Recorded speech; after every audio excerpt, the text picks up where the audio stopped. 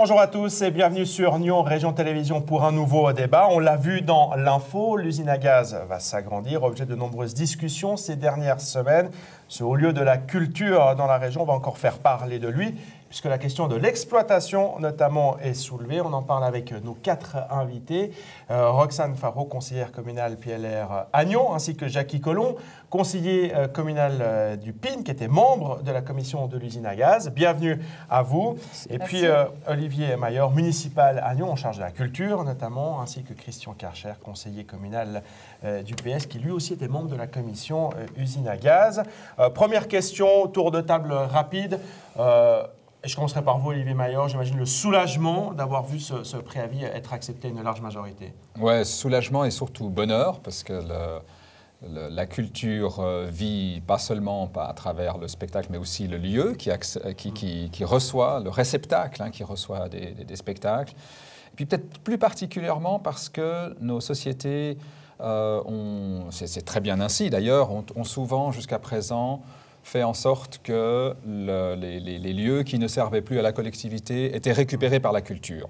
Ce qui est très bien, parce que c'est ce qui nous a permis de placer la bibliothèque, ce qui nous a permis de placer le musée du Léman, c'est ce qui nous a permis de placer à l'époque aussi l'usine à gaz il y a plus de 20 ans. Aujourd'hui, et ça c'est vraiment quelque chose de particulier, peut-être qui échappe aux uns et aux autres, mais c'est un bâtiment dédié à la culture, un bâtiment avec toutes ses fonctionnalités, avec l'intelligence de la construction. Et ça, c'est peut-être en tant que, je dirais, autant en tant qu'individu qui a toujours baigné dans les arts de la scène qu'en tant que municipal en charge de la culture, c'est quelque chose qui me réjouit, mais vraiment énormément, d'avoir un bâtiment digne de ce nom pour jouer les arts et la culture. Roxane Faro, vous attendiez à ce que le vote soit finalement aussi clair, aussi net ? Oui, je pense que les mois qui ont précédé, les discussions qui ont eu lieu, nous avaient permis de savoir à peu près quel conseiller se plaçait, à peu près où sur ce projet. Donc, ce n'était pas une énorme surprise pour moi lundi soir. Alors, on a sur ce plateau 2 membres de la commission. Je terminerai avec vous, Jackie Collomb. Je vais d'abord donner la parole à Christian Karcher. Est-ce que vous, quand vous étiez en commission, dans le travail en commission, vous pensiez que cet objet serait approuvé aussi largement? Non. Non, franchement pas. Personnellement, je ne peux rien dévoiler parce que la commission, les débats sont secrets, mais j'entends l'ambiance, on peut quand même en parler, c'était très partagé.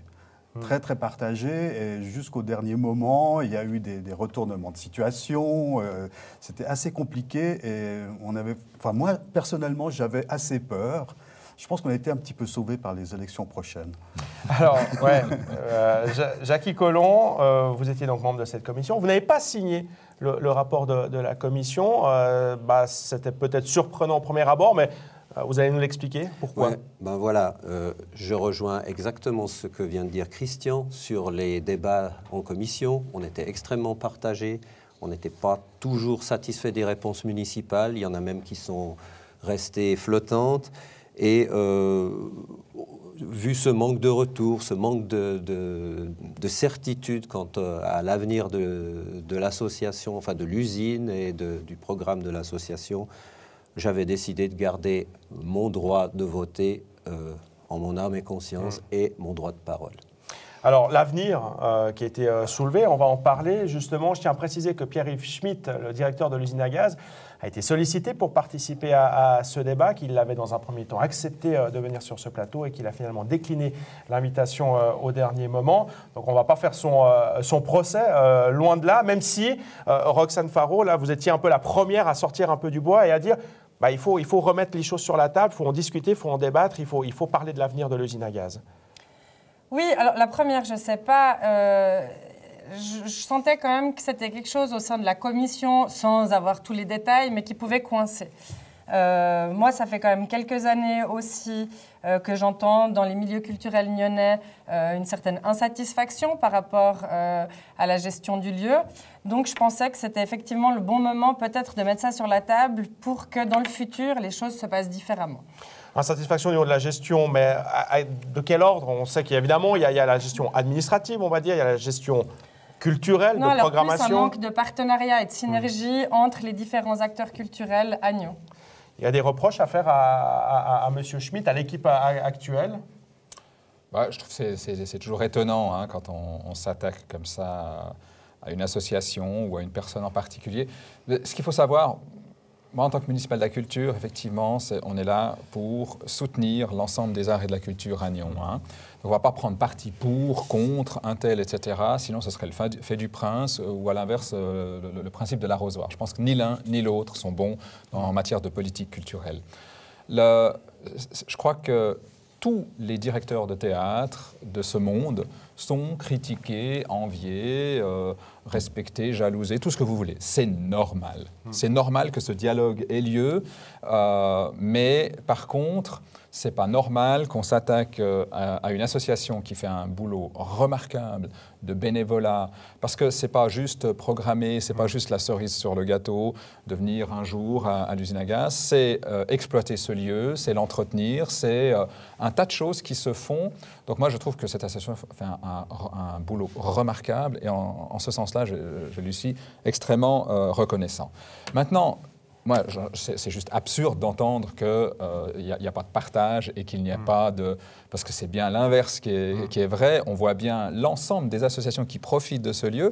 Et je rappelle que la politique culturelle de la ville de Nyon, ce sont le soutien aux institutions et manifestations phares, dont le phare, justement, et dont Vision du réel, qui sont dans les grands bénéficiaires, effectivement, de ce lieu, qui l'exploitent aussi à leur moment. Et puis, des dizaines d'associations, que ce soit le Conservatoire pour des spectacles de fin d'année, que ce soit l'association Rive Jazzy, qui va faire son concert de gala, et des dizaines et des dizaines d'autres. Donc, je ne comprends pas cet aspect-là. Même si je vous sens très pigné. Je vais juste rebondir sur ce que dit M. Maillot.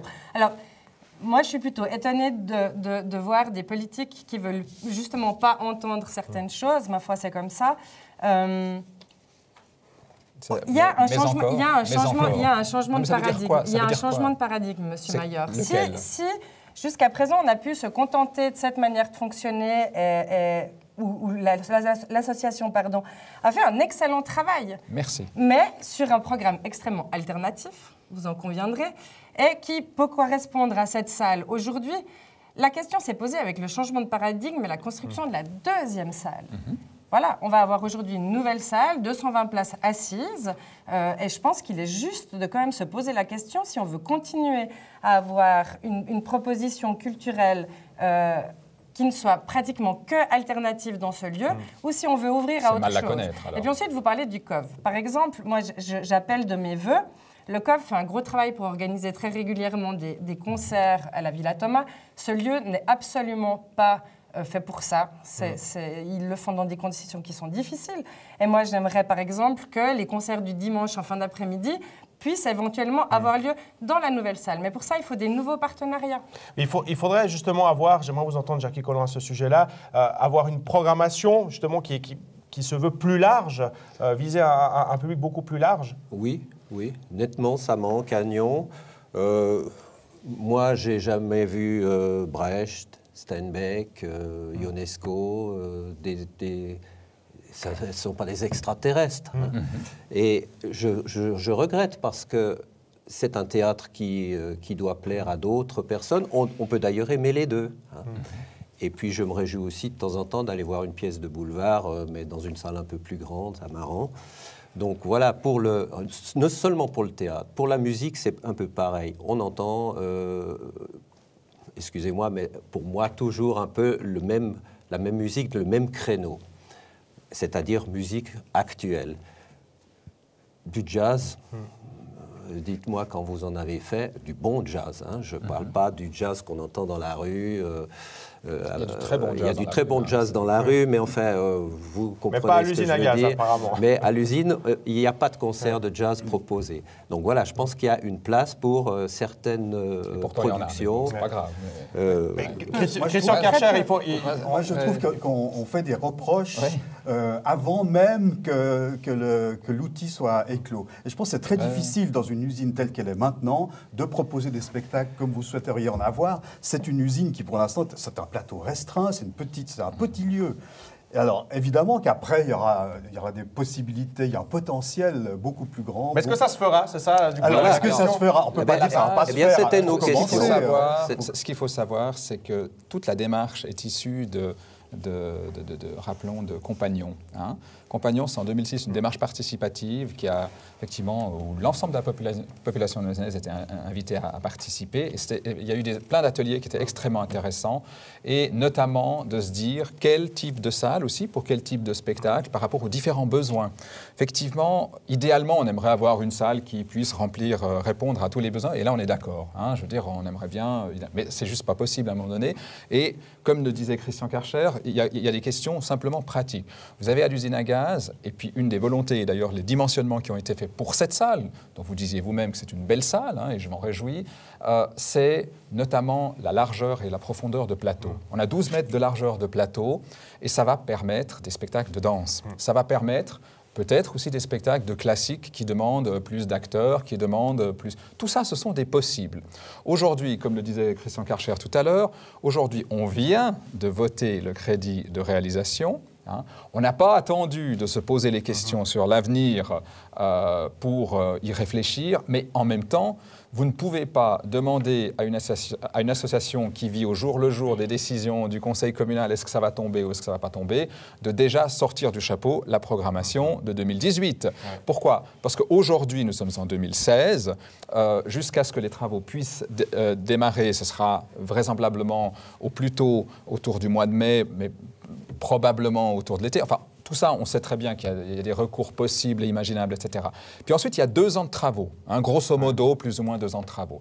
Donc ça nous laisse effectivement le temps de préparer tout cela. On l'a dit dans une réponse d'ailleurs à votre interpellation, que nous allions aussi mettre ce temps à profit pour... puisque la concomitance avec la fin des travaux devrait tomber à peu près avec l'échéance de la convention actuelle. Mais c'est l'occasion, effectivement, parce que vous avez raison, Madame Farou-Linares, à partir du moment où on a un outil de travail qui est alors totalement, qui n'a rien à voir avec celui qu'on a aujourd'hui, eh bien, les possibles sont immenses. Hein. Ils sont immenses, puis en même temps, ils sont...